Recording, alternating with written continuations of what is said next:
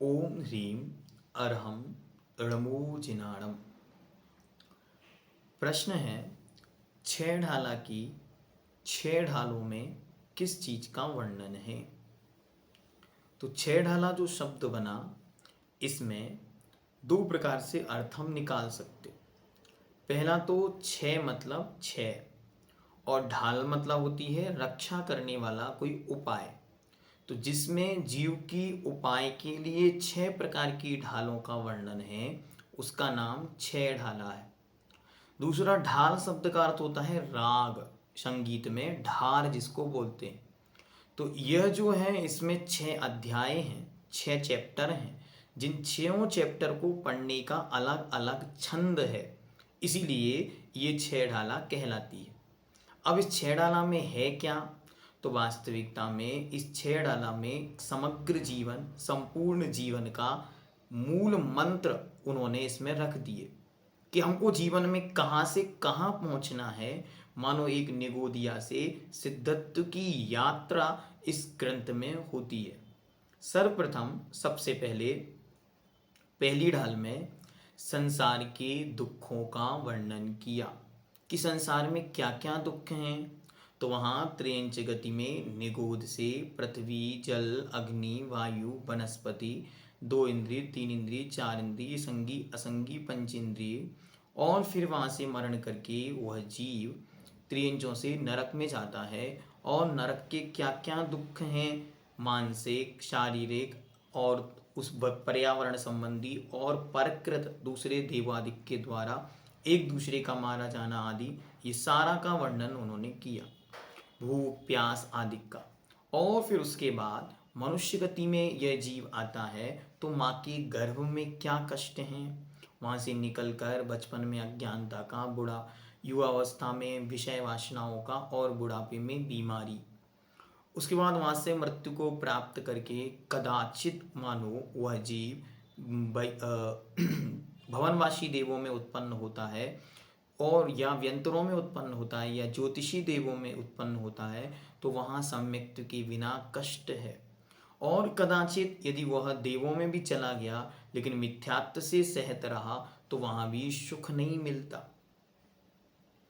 और फिर जब इतना दुख, इतना कष्ट, वहाँ से मरण करके पुनः एक इंद्रियों में उत्पन्न हो गया।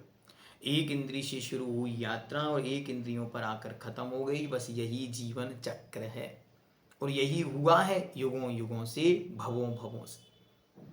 इसलिए पहली ढाल में संसार के दुखों का वर्णन, इसे मैंने नाम दिया है अपनी अपनी कथा। इस सबकी अपनी कथा है।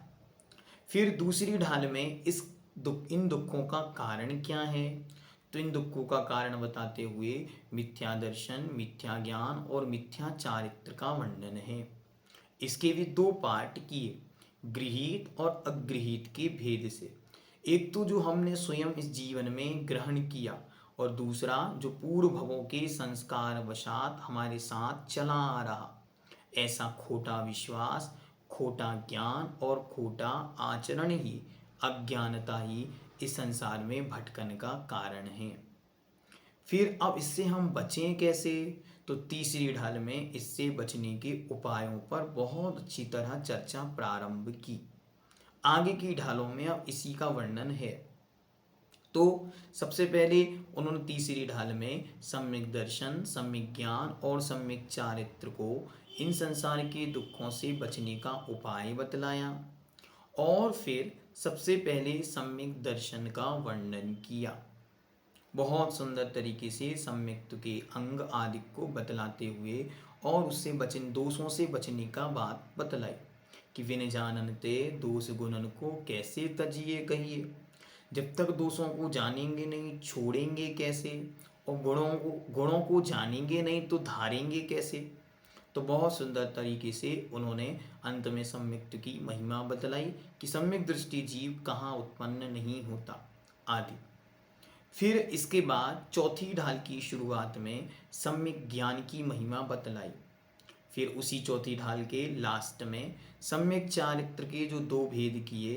तो उन्होंने सबसे पहले एक देश चारित्र जो श्रावकों के होता है, और सकल देश चारित्र जो मुनियों के होता है। तो चौथी ढाल की शुरुआत में सम्यक ज्ञान का वर्णन हुआ और बीच में ही अंत तक, बीच से लेकर अंत तक एक देश चारित अर्थात श्रावक के 12 व्रतों का वर्णन किया।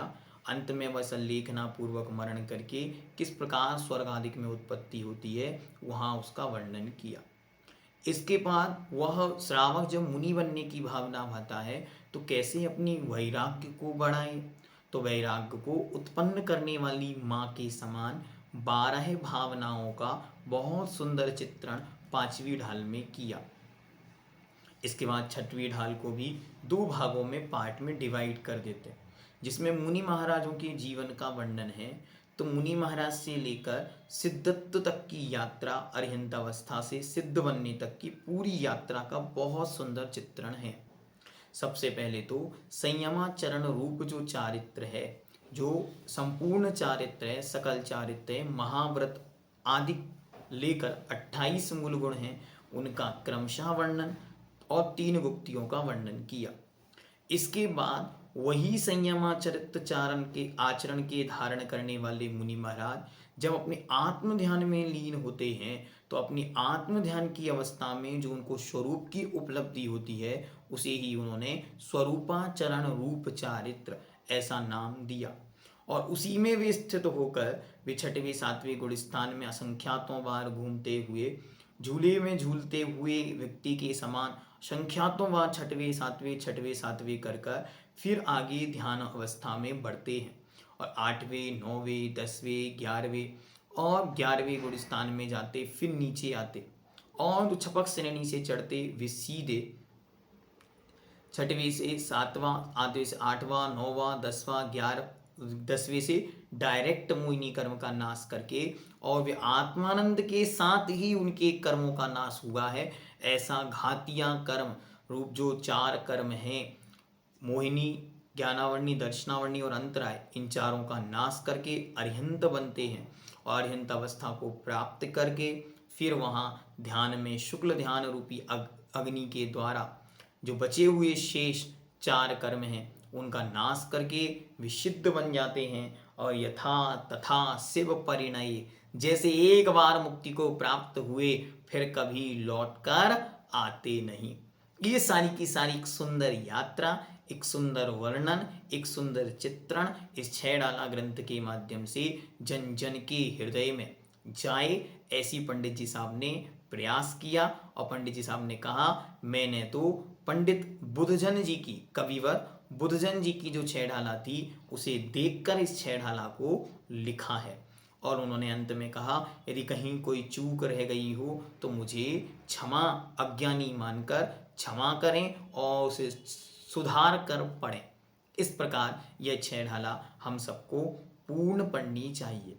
मैं तो ये चाहता हूँ संपूर्ण जैन समाज ही नहीं अपितु अन्य भी जो आत्महित के इच्छुक हैं, आत्म कल्याण के इच्छुक जन हैं, वे सब इस 6 डाला के एक एक शब्द को अच्छी तरह पढ़ें।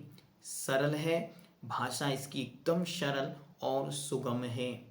सुलभता से हिंदी होने के कारण आपको अर्थ भी समझ में आएगा। भाषा की दृष्टि से भाषा भी सरल होने से आपको याद करने में, बार बार पढ़ने में बहुत अच्छा लगेगा। अलग अलग राग होने से आपको खूब उपयोग की स्थिरता आती है और उसके माध्यम से हम उसे याद भी करते हैं, क्योंकि जीवन में कोई ना कोई पाठ हमें कंठस्थ रहना चाहिए। तो कम से कम पूरी 6 ढाला हम सब कंठस्थ करें, संकल्पबद्ध होकर इसका स्वाध्याय प्रारंभ करें। 2 प्रकार के वीडियोस आपको उपलब्ध करा दिए जा रहे हैं। इसी वीडियो के डिस्क्रिप्शन में भी दोनों वीडियोस का लिंक आपको मिल जाएगा। पहली प्लेलिस्ट है जिसमें एक एक छंद को सामान्य से अर्थ और भावार्थ को समझाया। दूसरी प्लेलिस्ट में आपको विस्तार सह एक एक छंद पर बहुत विस्तार से आपको सारा का सारा शब्दों का गहन चिंतन, मनन और आपके जीवन में उसका कैसे आचरण हो, इन सब पर बहुत गहनता से चर्चा की है। श्रवण संस्कृति संस्थान युगों युगों तक जयवंत रहे और ये ज्ञान की धारा निरंतर बहती रहे। आपने इस वीडियो को देखा, इसके लिए हम आपके लिए कृतज्ञ हैं, आभारी।